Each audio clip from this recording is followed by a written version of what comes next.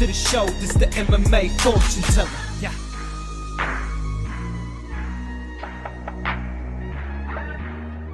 The MMA fortune teller. The teller. What is up, you guys? UFC Fight Night, Thiago Santos versus Jamahal. It's a fire fight in the heavyweight division. Other than that, if we're being honest, it's not the most stacked of cards, but you guys know, I say it time and time again, us real fight fans, we will be tuned in and we will be excited and we will be looking for our spots to make some money. So first and foremost, I'm not going to be doing a recap of UFC 277 in this video. For those of you guys that didn't already see, I already posted that segment as its own video here at the channel.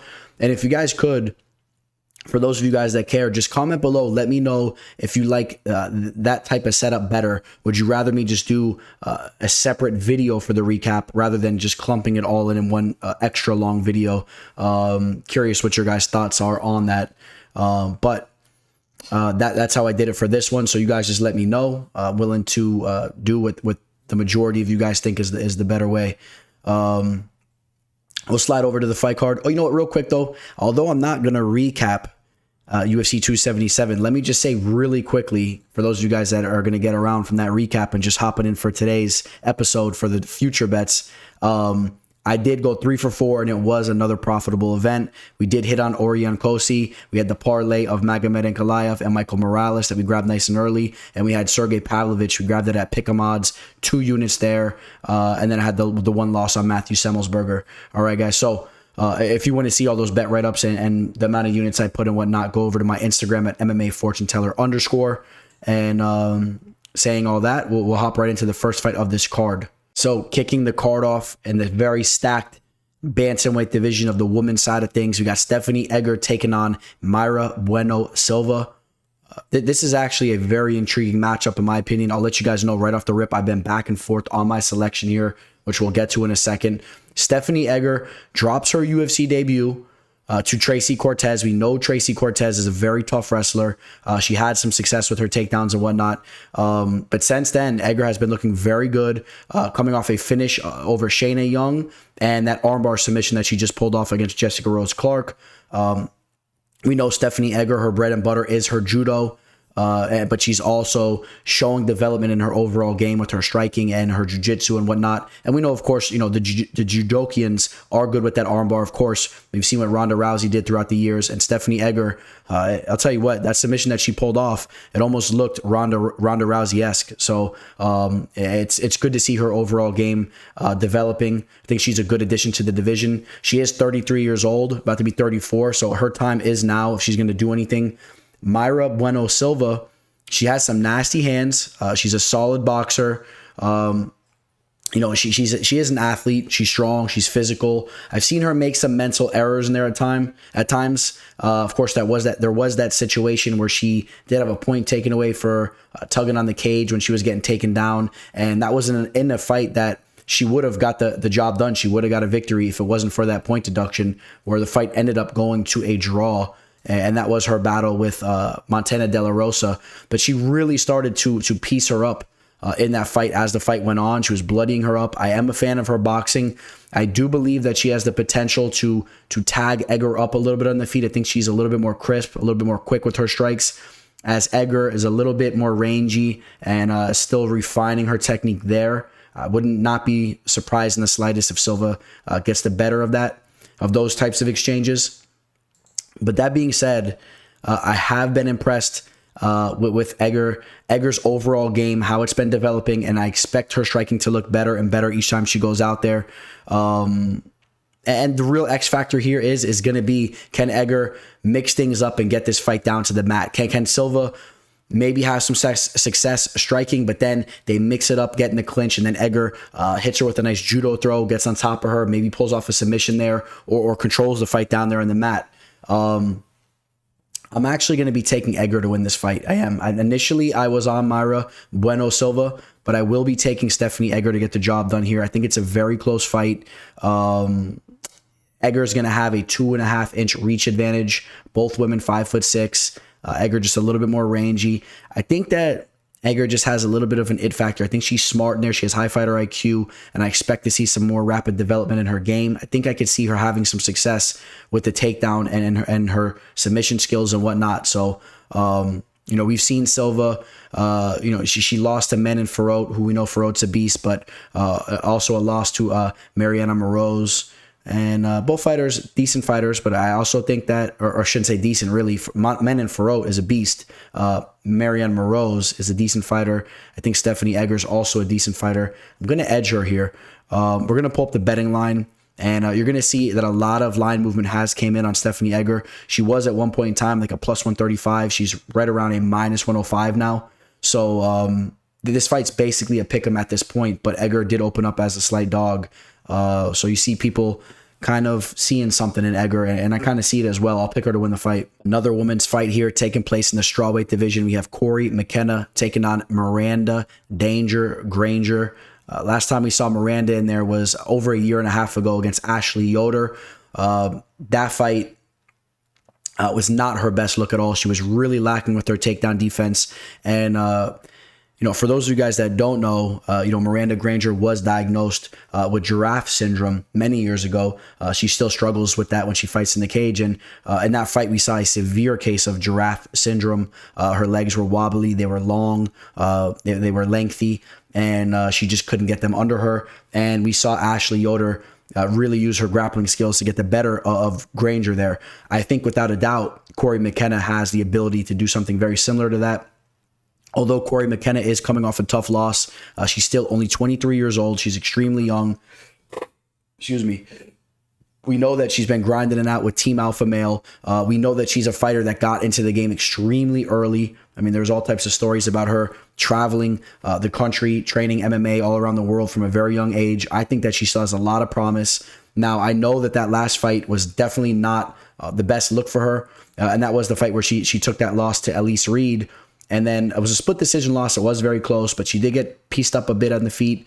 It doesn't look as good as well because Elise Reed just got pieced up herself in her last fight. So, it is what it is. I think that Cory McKenna will still continue to grow in front of her eyes, and I expect to see big things from her down the line as well. When she's 28, 29 years old, I think that she'll be a legitimate fighter in the division. I really believe she has that type of potential. The avenue of victory for her here is to not get too comfortable exchanging on the feet, but I want to see her mixing things up. I want to see her closing the distance and getting inside of the giraffe syndrome of Granger, where Granger's legs will shake up a little bit and bobble around, and she'll get taken down and controlled. Granger does have decent power at times. If you stand on the outside of her shots and you give her full range with those shots, yes, she can land some big, powerful shots. I know I'm joking a little bit about the giraffe syndrome and whatnot, but it's really nothing to be joked about. So, but all jokes aside, Granger she's a strong fighter. She's a strong female. But at times she's just a little bit, her feet get a little bit out from under her, and I could see Cory McKenna taking advantage of that. I expect Cory McKenna to have some control time in this fight and to be a little bit more crisp and short with her shots and have some success there. We'll pull up the betting line. Where you will see Cory McKenna is as high as a minus 230 favorite right now. So a little bit over a 2-1 favorite. Miranda Granger right around that plus 175 to plus 190. I don't know anyone that's really having too much faith in Granger in this spot after the performance she put on over a year and a half ago. She hasn't been active. I like Cory McKenna there. Jason Witt taking on Josh Quinlan. If you guys aren't familiar with Josh Quinlan, he has made his way to the UFC through Dana White's Contender Series. He had a phenomenal knockout finish on the show where he knocked out Logan Urban very early in that fight. The fight was overturned to a no contest due to the fact that Josh tested positive for a banned substance. It was a pretty serious substance that they found. I believe he had about a 9-month suspension from the sport. You see him here looking to be in phenomenal shape. Who knows what's going on with that situation. I want to see him at the weigh-ins. I want to see what he's looking like for this fight. But one thing's for sure, that throughout his career so far, he has been a terror on the feet, knocking many opponents out. I know he's only 5-0, but the dude carries some serious power. We know that Jason Witt is vulnerable to being knocked out. We've seen him knocked out in his last fight against Philip Rowe. We saw him knocked out by Matthew Semmelsberger. We saw him knocked out by Takashi Sato. His 2 victories, he looked really good actually against Cole Williams, where he pulled off that arm triangle choke. And then in the Bryan Barberena fight, he dug deep in that fight. He did use his wrestling and was able to squeak that one by. Jason Witt has a solid wrestling background. He's a very physically fit guy himself. I think without a doubt, the recipe for victory once again from here is going to be to use his wrestling. I don't think he's going to want to stand and trade with a guy like Josh. I think Josh has real ability, to get the knockout here on the feet. And in fact, I see the finish coming more likely than not. I see the finish almost coming more likely than I think than Jason Witt has the ability to use his wrestling in this fight. And I think that those are the 2 most likely possibilities here. I know that Witt's working on his striking. You see him over here with James Krause. I know Krause has put in a lot of work with him. Speaking of James Krause, he's something else, James Krause, man. I admire everything he's doing in the game, but he's an interesting guy, man. His ego is getting bigger and bigger by the day. But then again, I respect people like that, man. He's a confident dude, and he's a hell of a coach. So you know that even though Jason Witt's up there in age, I still do believe that his overall game is rounding off because his striking needs to come around. But I don't want to see him hanging around with a guy like Joshua in this fight. I really don't. And I most likely see Josh Quinlan getting the knockout here. I think that's the most likely scenario. And even if he doesn't get the knockout, I mean, he could really just do some damage and solidify some rounds. I think he is a well-rounded fighter, well-rounded enough that he should be able to stuff those takedowns and not really be smothered and abused down there in the mat like we saw Cole Williams, how he was taking advantage of in that fight. I will go with Josh Quinlan to win this fight. We'll pull up the line right now. He's right around a -210 up to a -225. It's a pretty decent favorite based on the fact that he only does have 5 professional fights. We do need to see more of him. The fact that he's coming off that suspension for taking a banned substance, you would think that it's not very likely that he's going to be able to pull that off again and enter the cage on whatever he was on. So you take that all into consideration. There's some variables going on here, but I still feel more confident that Josh Quinlan gets the job done. Jason Witt is lacking with his striking defense, and he tends to get finished there. And Josh Quinlan tends to finish people that he steps into the cage with. Give me Josh Quinlan. Speaking of Takashi Sato, he's fighting on this fight card, facing off against Bryan Battle. Of course, Bryan Battle from one of the more recent Ultimate Fighter seasons. Fitting that he would be fighting on this fight card. Bryan Battle, a big guy for the division, a real scrappy fighter. At only 27 years old and only 8 professional fights under his resume, he is a fighter that I expect to grow right in front of our eyes. He's extremely tough. He's big for the division. As I said, he's going to be coming into this fight with a 4-inch reach advantage. He's 3 inches taller. He's a solid dude and carries some decent power. He's a well-rounded fighter. That's how I feel about Battle. I like his attributes. Takashi Sato, he's technically sound on the feet. He's polished up there. We've seen him go in there and sleep some dudes. I've seen him knock somebody out live. The Ben Saunders fight, saw him knock him out live there in Orlando. We were talking about Jason Witt before. Of course, he finished him there as well. But we take a look at his losses. Losses to Gunnar Nelson recently, Miguel Baeza, and Bilal Muhammad. Those are all respectable names. So that is one thing that Sato has going for him as of recently as far as his losses go. We know that he's been over at Sanford MMA for some time now. He's been really grinding over at that gym, training with some of the best fighters in the world. You always see him when you're looking at some of these other top fighters and you're watching what they're doing in the game. You see Sato right there, shoulder to shoulder with those types of fighters. So, Sato is doing his thing as far as that goes. Sato, he's tricky on the feet. He is a southpaw. He does catch guys slipping at times. As we said, he has power, and he catches them slipping a little bit with that different type of stance that he possesses. I think that this fight has Battle winning it written all over it. I think that Battle is just stylistically, he's a little tough for Sato. He's going to close the distance. He's going to get in Sato's face. I feel like Sato does not like those types of fights. Likes to fight at bay a little bit more and try to land his clean shots from the outside. I think Battle's going to make this an ugly fight. I think he's going to get in his face. I could see Battle just having an edge. When I say this, I say an edge anywhere this fight goes. Not necessarily if he stays from the outside. Maybe Sato can hang with him there if he just point fights from the outside.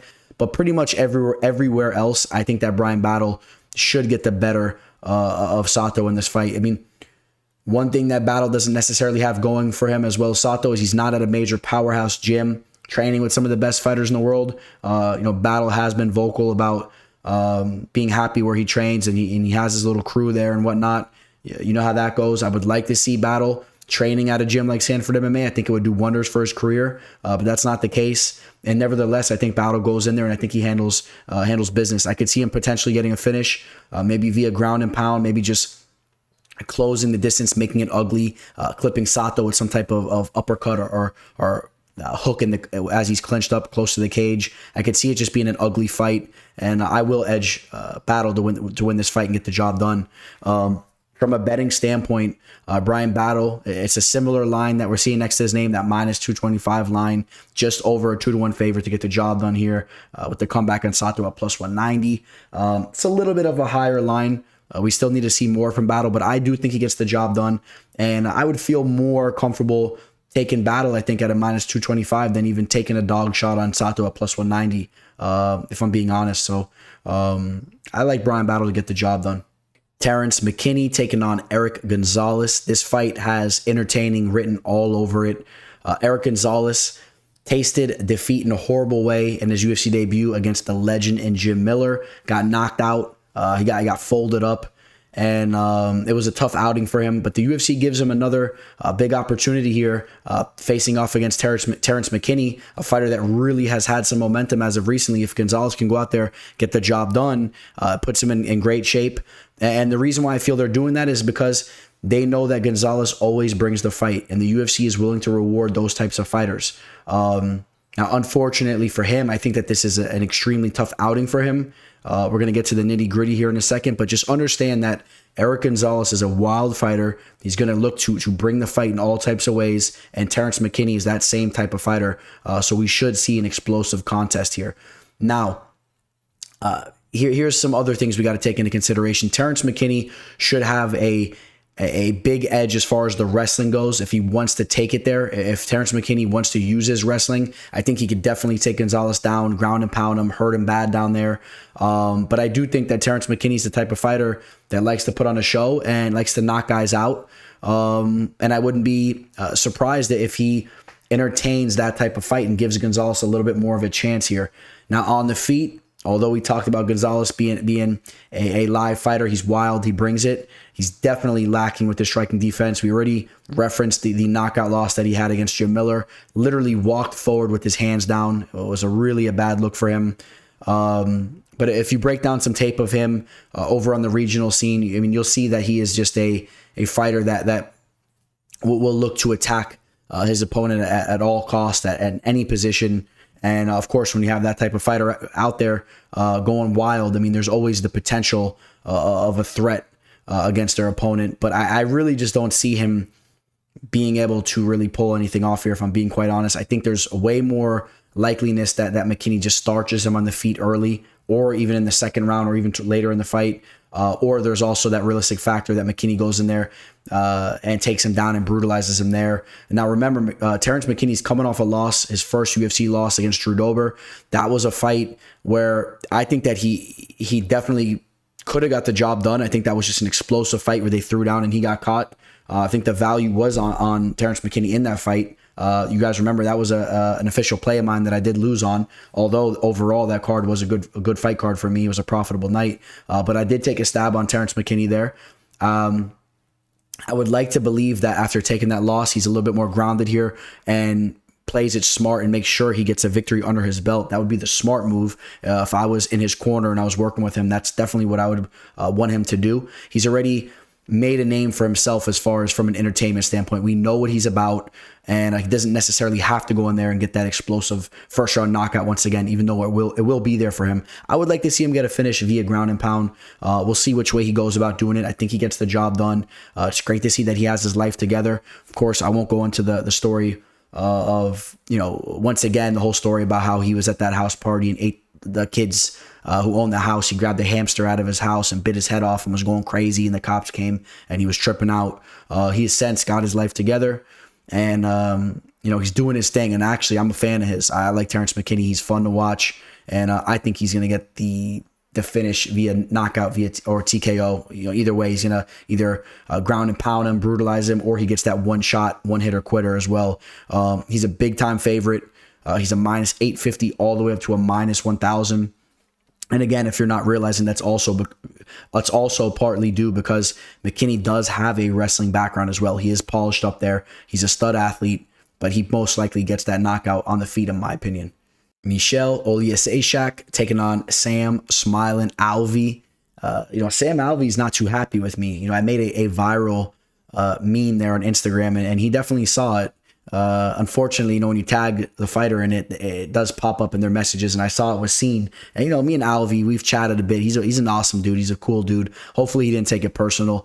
If you guys did not see the video, please go check it out. For some reason, when I click it here, it won't play it, but this is the video right here. I don't know if anybody wants to comment where this guy's from. I've been really wondering who is this guy and what show is that from. But I like the memes that come off his facial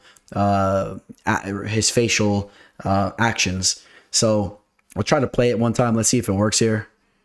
And you see, that's what I get. If anybody wants to explain to me why I get that on certain videos too, I would appreciate that. But go to my Instagram, check this video out. In my opinion, I think it's one of the funniest ones I've made. Basically, it just says Sam Alvey realizing that he could literally lose every fight and still never be cut by the UFC. And it's just a funny video. But there's a lot of truth to that, man. Sam Alvey has definitely got away with murder as far as his resume and still hanging on to a UFC contract there. I mean, we're talking about a fighter that has lost 1, 2, 3, a split decision draw, then 4, 5, 6, 7 fights in a row. You tell me what's going on. I mean, I know he somewhat brings the fight. And I know that Oleksiejczuk is a good matchup in the sense I could see these guys going at it a bit. But let's be clear. I'll say the same thing that I say time and time again when it comes to Sam Alvey. If any fighter wants to go out there in the UFC and just get a victory under their resume, they want to get a victory over Sam Alvey, it's very easy. Sam Alvey will fight on the back foot. If you just stalk him a little bit, push him up against the cage and whip the leg kicks and just throw a couple 1-2s, you will outpoint him and you will win a decision. He will get a little frustrated for about 30 seconds of the entire fight, and he'll put on a little mean face, even though they call him smiling, and he'll kind of try to throw this little awkward fury of punches at you, but that's pretty much it. And then he'll go back to the back foot and try to get you to come in on him. He loves the counter punch. He loves to get fighters to come in and clip them with those hooks that he throws. And he has some nice hooks, and we've seen him put guys out in the past. I seen him knock somebody out live. I was cage side for it. What fight was that? I got to reference that fight because when's the last time he knocked somebody out? It was the Russian fighter, the Polish fighter, and it was Marcin Prachnio. That was back in 2018. It's been a long time since he's pulling off those types of performances. It's been a while, since the knockout of Kevin Casey and the front choke of Erick Spicely, which was a big submission. Erick Spicely is a Brazilian Jiu-Jitsu black belt, I believe, at least a decorated Jiu-Jitsu guy there in the sport of MMA.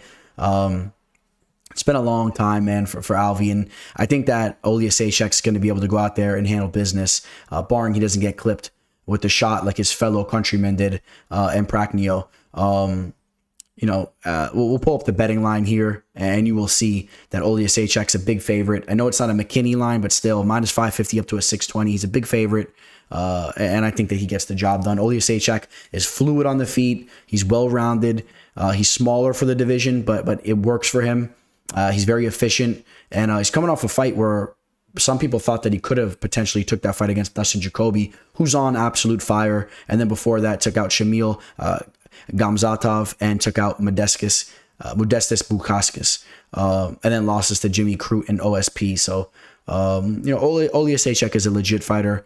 Sam Alvey is a legit fighter, but he's a little bit past his prime, and I don't think that he has too much to offer here besides a lucky counter shot. Give me Oleksiejczuk to get the job done. Ariane Lipski taking on Priscilla Cachoeira. Fight taking place in the flyweight division. Priscilla Cachoeira has won 3 of her last 4 fights in the UFC. I don't feel that I would have been too comfortable to say that just a while ago. To be honest, I think that she's definitely shown a better version of herself, obviously, than the beginning half of her career in the UFC. I think that she showed that she has some good power. She's extremely tough, and her boxing's not as bad as I initially thought it was. So that's a good thing for her. I'm happy for her there. Now, I will say this. I don't really feel that she won that last fight against Ji Yeon Kim. So we should probably be talking about her on a 2-fight losing skid. Victory over Gina Mazzani, who's very flaky, and then the victory over Shayna Dobson. So, before that, losses to Luina Carolina, and of course the devastating loss to Valentina Shevchenko. So, I think this is a good matchup. I think this fight has the ability to play out in an entertaining fashion. Ariane Lipski, she has that Muay Thai background herself. She's willing to duke it out on the feet. She's been putting in some work over at American Top Team for some time now. She's really rounding out her game. We've seen the submission skills that she possesses as well. If you remember that knee bar that she pulled off, I mean, she has shown some diversity in her grappling. She's a fighter that I do expect to round out even more so as time goes on. You take a look at her age. She's 28 years old. She still has room for growth. I like that she's bunkered down over at American Top Team, and she's refining her craft. I think this is a really good fight for her here. I think that she could have some success on the feet against Priscilla. I think that she can outpoint her as far as from the striking side of things. And if the fight goes down to the mat, I would say that Lipski would be a little bit of a step ahead there as well. Lipski's going to be an inch shorter, but she still have that 2-inch reach advantage there. And I think that she should have some success in the striking exchanges from the outside. I expect her to get the better of Priscilla. Although I do think that Priscilla is going to be tough. She's shown that she's a tough fighter. I think she'll hang tough there. I don't expect her to be finished easily or anything like that, but I do see her getting outpointed here. Maybe she keeps it close, but at the end of the day, I definitely lean towards Lipski if I have to make a pick here. And I'm gonna pick Lipski to win the fight. And Lipski is always a treat to watch one way or another. And we'll pull up the live line on her. And Lipski right now is going to be a minus 170 up to a minus 180 favorite, which may be a little high. Maybe I would want Lipski more around like a minus 155, if I'm being honest, just for the fact that I think that Priscilla does have that ability to make this fight play out closely. And it could be a little bit of a brawl, if we're being honest as well. But give me Lipski at the end of the day. I think she's a little bit more refined with her striking, and she should get the job done. Augusto, Sakai taking on Sergey Spivak, the polar bear. Every time we talk about Sergey Spivak, we get into a big debate of what's the most deadly animal in the world. And I say the polar bear is up there. Some of you guys were real slick, and you brought up some different interesting animals, like the hippo, of course, right? The hippo is one of the most deadly animals in the world, and probably depending on where they're battling or whatnot, the hippo probably is going to take out a polar bear just by the sheer mass of it if it just smashes into it. But if you guys want to hit up the comment section, we could debate the most dangerous animal on planet Earth some more. Obviously, depending on if you're talking about land or water, but the polar bear, the biggest bear, and the most ferocious and mean bear, of course, it's very antisocial, and anything it sees, it's going to kill. It lives strictly off a meat diet. Obviously, there's no vegetation and whatnot where it lives. So if you guys want to get into the nitty gritty, hop in the comment section. I will meet you there. So Sergey Spivak, he definitely gives me some Sergey Pavlovich vibes. I know they're from different countries and whatnot. They look a little similar to an extent. Some of their attributes, their history in the UFC is similar. They both took big losses to well-known fighters in the division, but have bounced back and have been doing their things as of recently. Of course, the loss to Tom Aspinall was a tough one. And then in his debut, I believe in his UFC debut, he did take a loss against Walt Harris, a dangerous fighter on the feet, and then also had snuck in a loss there against Marcin Tybura. But overall, he's been looking pretty good. Was able to submit Tai Tuivasa, defeated Alexei Oleinik, Greg Hardy, Carlos Felipe, the Jared Vanderaa fight that doesn't look as good these days. I do believe that Spivak is a solid fighter, though. And then on the other hand, you got a guy in Augusto Sakai who is on a 3-fight losing skid. He's been getting knocked out left and right. All 3 losses via knockout. Got knocked out by Overeem, knocked out by Rosenstruck, and then knocked out by Tuivasa. Now, we do have to realize that all those losses are via legit fighters, devastating fighters. So, maybe we shouldn't be too harsh there. But at the end of the day, he's taken a lot of damage. And it's almost a little reminiscent, in my opinion, to when we were seeing Bigfoot start to take a lot of losses in that same type of way. and was kind of losing an edge as far as his chin goes and whatnot. And they do look kind of similar. They have a big target. They both got a big noggin. And I'm not so sure that Sergey Spivak's not going to find the mark in this fight. I think there's real ability for that. Sergey Spivak has also shown that he's very well-rounded as far as his wrestling goes. I think I give him the edge in the grappling department as well. Now, if I could say some good things about Augusto Sakai, it would be that, especially towards the beginning of his UFC career, for his size, he has decent speed in his hands, and he was durable. We can cross off the durable thing at this point right now. And maybe he still has some speed in his hands, and maybe he can land a big punch on Spivak himself. We've seen Spivak hurt there. I gotta lean Spivak though, man. I think that Spivak is definitely cruising into the prime of his career at only 27 and a half.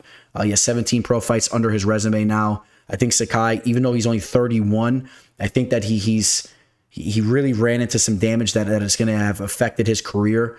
Both guys, very, very big men, 6'3".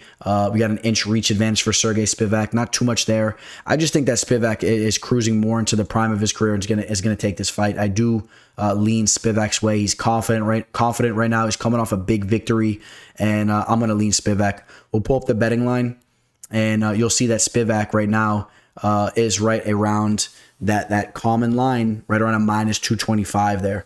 I think, going back to what we talked about before, the big X factor is the fact that Sakai is coming off those 3 losses, but they're all against legit talent. Sergey Spivak, his victories are not against some of the bigger names. So maybe there's just a little bit of a difference in competition there as far as victories go and whatnot. And maybe we see Augusto Sakai make a little bit of a rebound here. So as far as from the value standpoint, I'm not really crazy about that minus 235 line. I would like that a little bit lower. Maybe monitor the line. If you can get it somewhere in the high minus 100s, that'd be much better. I don't know if you'll be able to get that there, but I do think that Spivak gets the job done, and I think there's definitely the realistic possibility that we see a finish from Spivak here. I'll lean Sergey Spivak to win this fight via TKO. We got the flyweight Ultimate Fighter Championship on the line here for the tournament winner. We got Juliana Miller taking on Brogan Walker. Gotta love that name, Brogan. She was destined to be a UFC fighter. 7-2 is Brogan Walker. Some experience over on the Invicta side of things. She's been in there with girls like Erin Blanchfield and Pearl Gonzalez. She also has a victory over Miranda Maverick. Of course, the 2 victories on the show. I do feel like the 2 victories that she had on the show,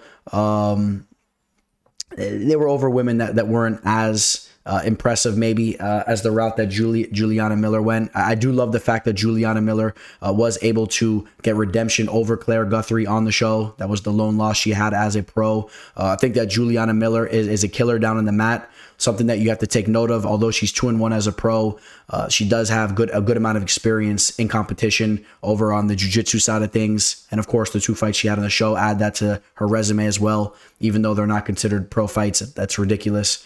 Of course, always in phenomenal shape. She's scrappy. She has a cool personality.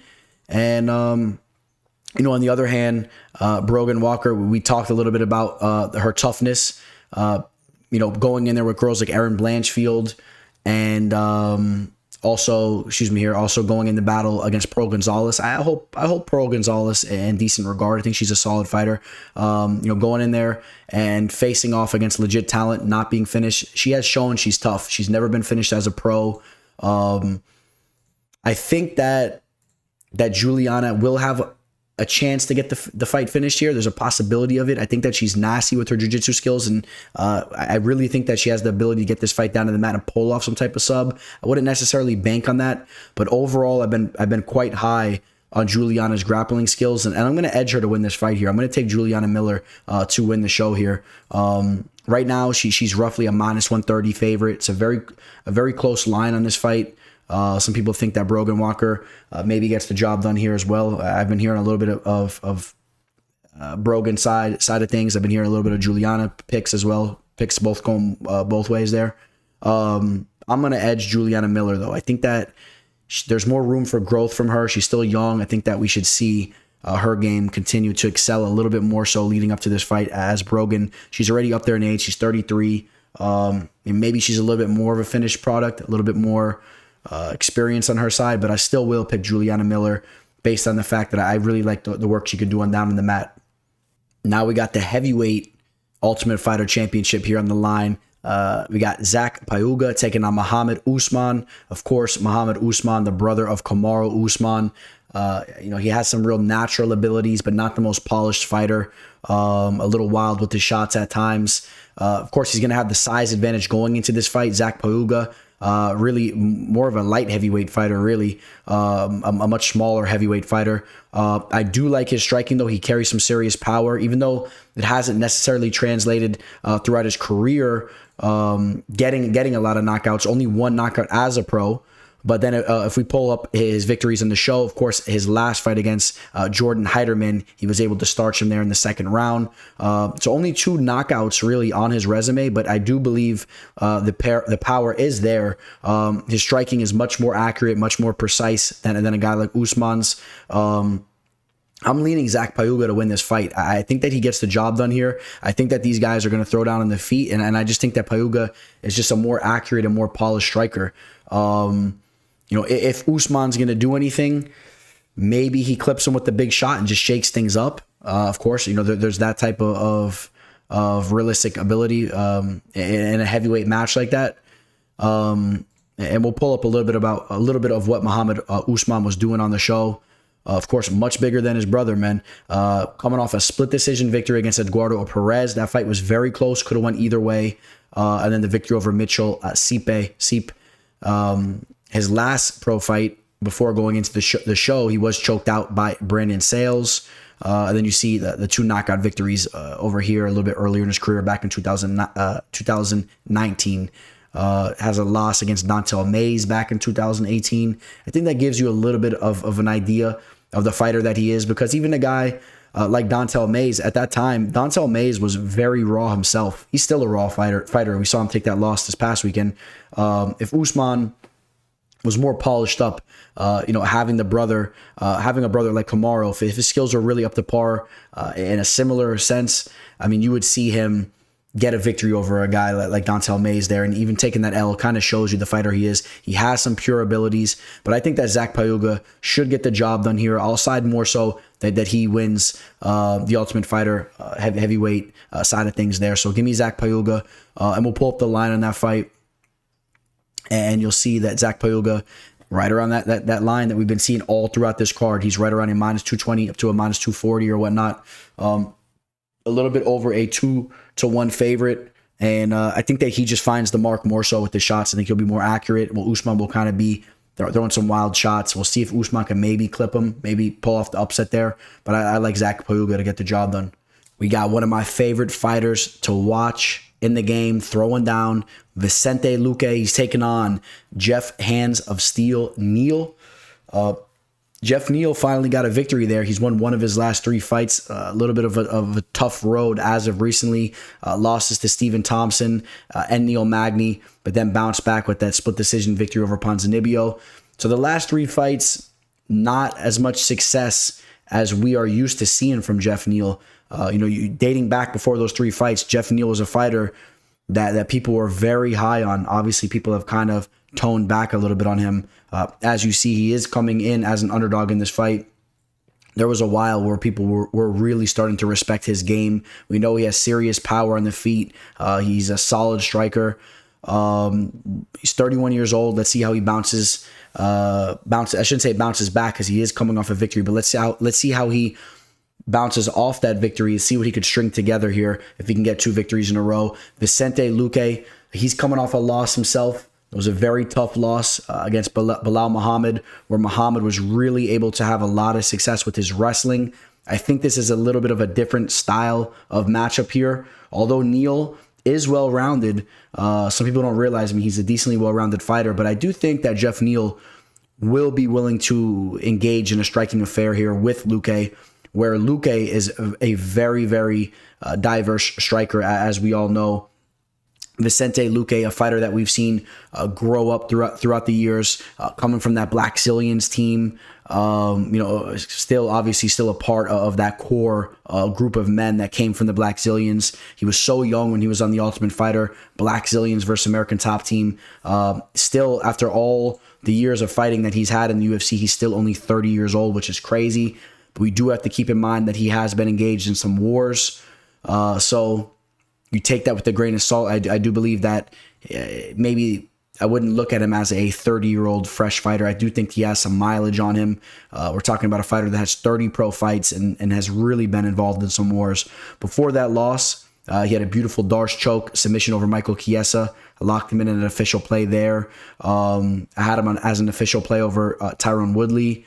I have a long history of betting on Vicente Luque. For those of you guys that keep track, I've had a lot of official plays locked in on him. And I did have an official play locked in on him against Belal Muhammad that did not cash. That was my lone loss of that fight card.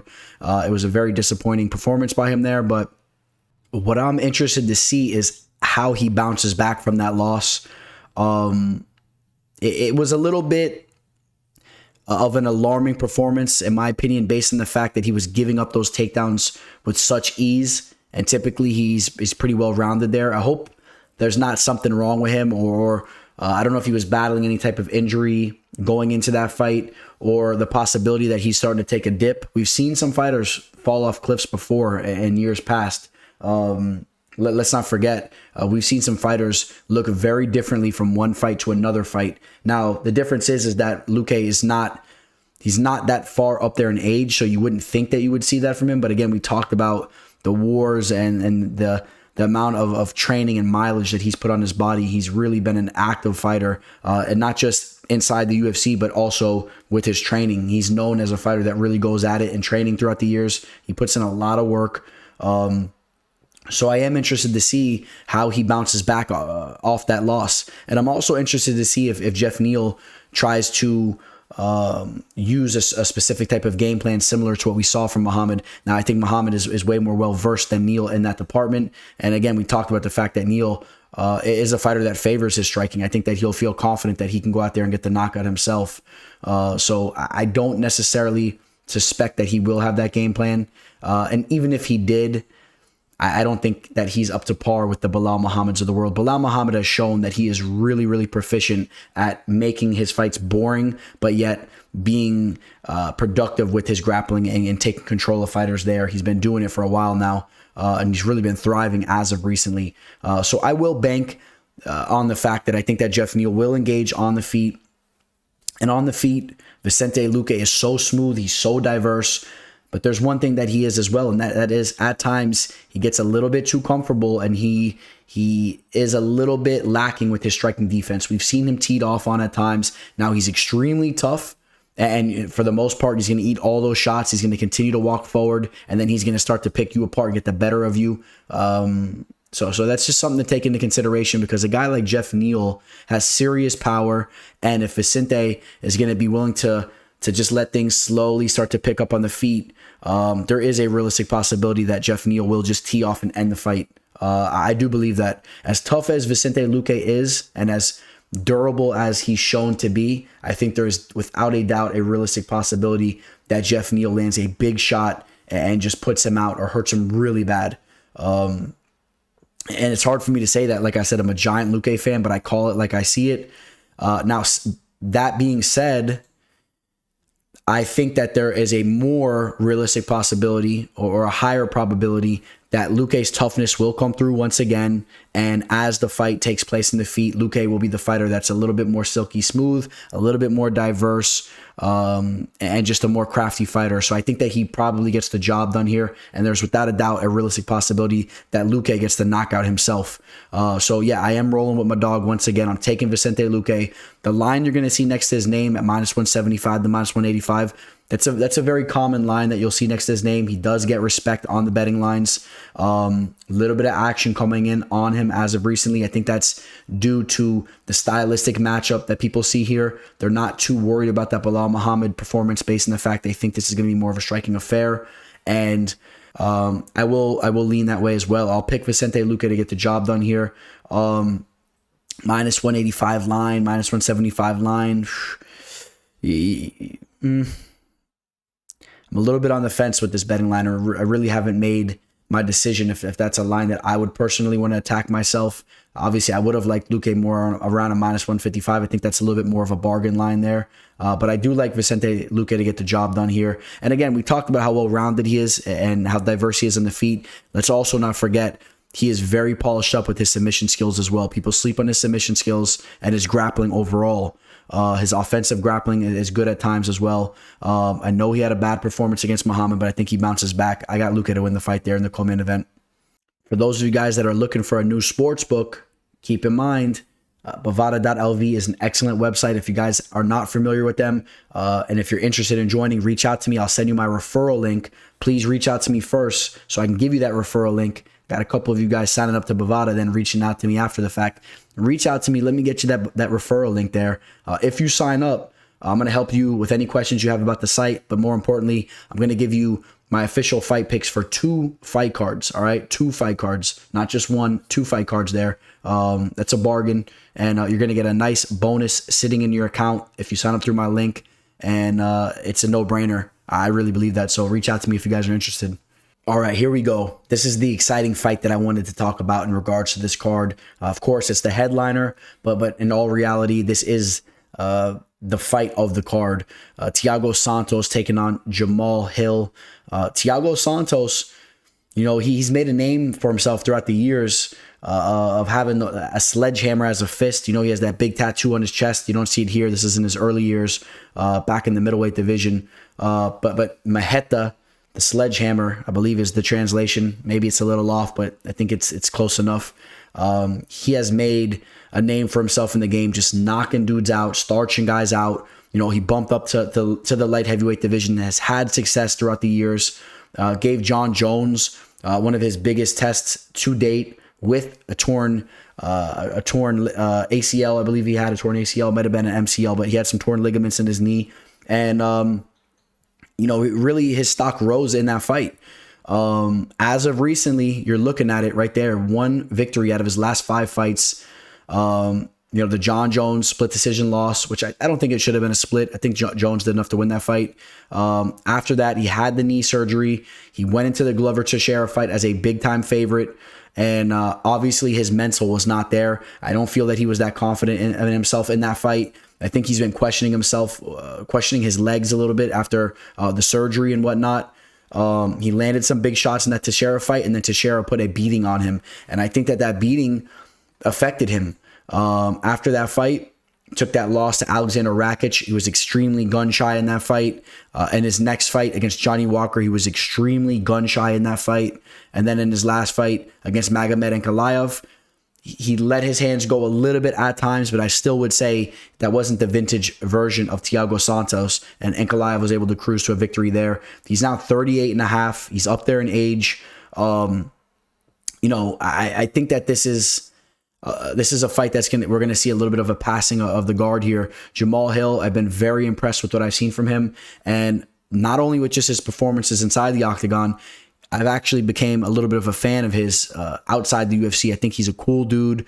He's shown different layers of his personality. I think he's a cool dude, and I'm excited to see him move through the ranks, and he'll be able to show his personality more and more. You know, he's putting out the funny memes, I guess you would call them, all the funny reels, and he's an interesting dude. You know, pretty interesting here. He had a picture with Thiago Santos back in the day, and he says, when your idols become your rivals. So I'm curious to know how much of Thiago Santos was an idol of his. You know, maybe that's a little bit of an exaggeration. I don't know how many people Thiago Santos is an idol of. No disrespect, but I mean, he's a tough dude, but maybe I'm wrong there. Maybe it was his idol. Maybe he had a poster on the wall. I doubt it. But, you know, back to the fight here. Thiago Santos has been so hesitant. I expect him to be nothing different here when he's facing off against a killer like Jamahal Hill, who's been going out there starching dudes, coming off that big knockout victory over Johnny Walker, the big knockout victory over Jimmy Crute. Of course, in the Paul Craig fight, got caught in that sub. His arm was messed up and whatnot. He showed extreme toughness in that fight as well. Didn't even tap out. I don't think technically you can call it a tap out when his arm was jingling around, dangling. Some people say that was a tap because technically the hand was flapping and tapping, but Jamahal Hill didn't really have any control of that. It was flapping and tapping. But you know, in all seriousness, he did show some extreme toughness in that fight. And in my opinion, his stock rose because I think when things go to deep waters, he's going to be the type of fighter that hangs tough. Before that, the knockout victory over OSP, another fight where you talk about that changing of the guard, stole that momentum from him there. The knockout over Klidson Abreu before that. And I think that Jamahal Hill is going to intimidate Thiago Santos here. The 6'4", 2 inches taller Jamahal Hill, the 3-inch reach advantage he brings in this fight. He's a naturally larger man. Thiago Santos, I still do believe he has that one-shot kill power in his hands, but something tells me, which it seems like a lot of you guys agree with me. We'll get to the betting line here in a second. I think Jamahal Hill is gonna push back Santos. Santos is gonna be in the back foot, and if Santos is gonna run and circle and not engage, Hill's gonna cruise his way to a decision victory. But if Santos chooses to engage, I see Hill landing that bigger shot more likely. Of course, there's still that possibility that Santos lands a big shot himself. Hill is still young in the game, 11 pro fights. I'm sure there will be some more growing pains throughout his career. We saw the Craig fight. Wouldn't be shocked if he gets a little bit overconfident and gets clipped by Santos as well. But I more so see Hill dictating this fight with his pace one way or another. The different elements and the different factors we talked about, it all leans towards Hill's way, in my opinion. All right, so my pick is Jamahal Hill. We go over to the betting line. Jamahal Hill is almost at -300. We see him up to a -300 over at Caesar Sports betting book, but for the most part, right around a -275. I think that line's a little dangerous based on the fact of the power Santos carries. It's the light heavyweight division. Hill still has some things to work on as well. Like I said, he's young. Maybe you guys are being a little bit reckless if you're parlaying him there. In my opinion, I think there is some danger there. But I think that Hill gets the job done. I would like to get Hill more around a -225, -230. I have it capped right around there. We'll see what version of Santos shows up. But Jamahal Hill should get the victory here, and he should cruise his way to the top of the division and look to become a star in the sport. All right, guys, that's going to wrap up UFC Fight Night Hill versus Santos. Got a lot of content coming at you guys. Of course, the Dana White's Contender Series breakdown video is already up here. Those fights taking place Tuesday night, of course. Hopefully you guys check that video out as well. And again, if you want to see my recap of UFC 277, which was another profitable night, I got that video up as well. And please give me some feedback and some insight here. I appreciate you guys more than you'll ever know. I truly mean that. Appreciate every single one of you guys that tune in weekly and come check out my content. Some parting words. Be careful with your guys' bankroll. We're going to leave you on that. Be careful with your guys' bankroll. Do not chase your bets. If you guys take a couple losses, ground yourself. Go back to the drawing board. If you start getting reckless with your bets and chasing, you will drain your account. I'm telling you guys right now, it will happen. Be strategic in what you're doing. Make sure you're getting an edge in the game so you can profit long term. All right, guys, that's what it's all about. And I wish you guys all nothing but the best with your bets. I hope you guys are all making good money out there. I hope you guys are messing the bookies up. I'm truly always rooting for you guys. So I love when you guys send me over your bet slips and profits that you guys have made. I love seeing that. Of course, I'm in your guys' corner. All right. So on that note, there's only one thing left to do. Signing out. Teller. Welcome to the show. This is the MMA fortune teller. Yeah.